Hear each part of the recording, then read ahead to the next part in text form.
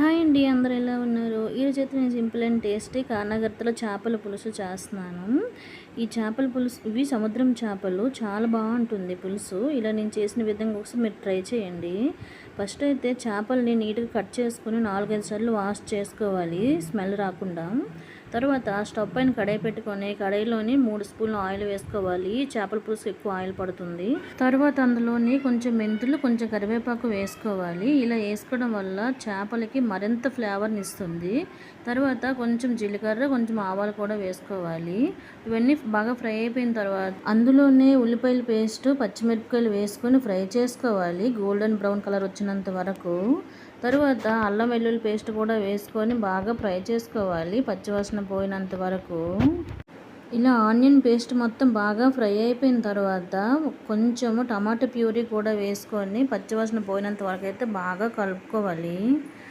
అందులోనే 2 స్పూన్ల కారము, 2 స్పూన్ల సాల్ట్, కొంచెం పసుపు, ధనియా పౌడరు, జీరా పౌడరు, ఫిష్ మసాలా వేసుకొని బాగా కలుపుకోవాలి. మసాలాలన్నీ కలుపుకున్న తర్వాత 10 నిమిషాల పాటు మూత పెట్టుకొని ఉడికించుకోవాలి. 10 నిమిషాల తర్వాత మూత తీసి చూస్తే ఇలాగ నూనె అంతా పైకి తేలే విధంగా అయితే ఉడికించుకోవాలి. అప్పుడే చేపల చారు చాలా రుచిగా ఉంటుంది, పచ్చివాసన రాకుండా కూడా ఉంటుంది. ముందుగా క్లీన్ చేసుకున్న చేప ముక్కలు కూడా ఒక్కొక్కటి వేసుకోవాలి.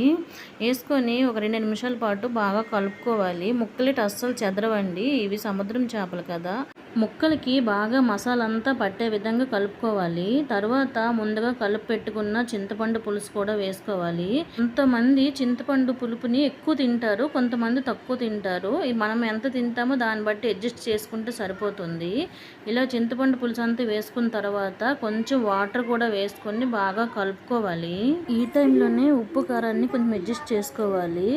సరిపోతే కొంచెం వేసుకోండి. నాకు ఉప్పు సరిపోలేదు, నేను కొంచెం వేసుకున్నాను.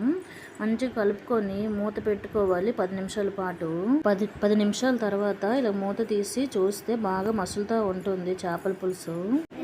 ఈ పులుసు ఎంత బాగా మరిగితే టేస్ట్ అంత బాగుంటుంది. కొన్నిసార్లు అయితే చేపల చారు మరగకుండా దించేస్తారు, అప్పుడు పచ్చి వాసన వస్తుంది. నేను ఎంత బాగా చేసినా రాలేదనేసి చాలా డిసప్పాయింట్ అయిపోతాం కదా. ఇలాగా మూత తీసి కూడా 10 నిమిషాల పాటు బాయిల్ చేస్తే పచ్చివాసన మొత్తం పోతుంది. తర్వాత కట్ చేసుకుని కొత్తిమీరను కూడా వేసుకొని ఒకసారి బాగా కలుపుకోవాలి. ఒక 10 నిమిషాల తర్వాత స్టవ్ ఆఫ్ చేసుకుంటే సింపుల్ అండ్ టేస్టీ కానగర్తల పులుసు అయితే రెడీ అయిపోతుందండి. ఈ వీడియో మీకు నచ్చినట్టయితే ఒకసారి మీరు కూడా ట్రై చేసి మీకు ఎలా కుదిరిందో కామెంట్ చేయండి. Please like, share, subscribe.